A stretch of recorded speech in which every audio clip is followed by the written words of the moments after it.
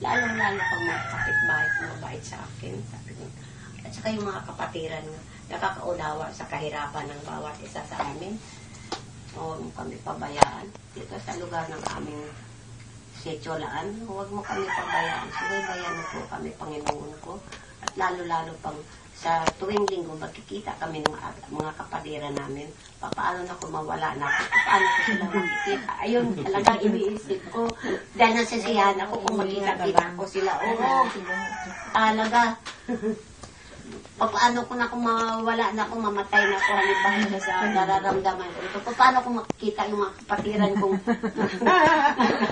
O yan ang iniisip ko talaga. Sabi ko, Panginoon, tulungan mo ako, bigyan ako ng lakas ng katawan at mahabang buhay.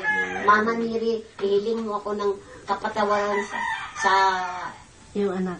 iyong anak at saka sa ama naghihiling mo rin ako ng bigyan ako ng lakas ng katawan at saka mahabang buhay.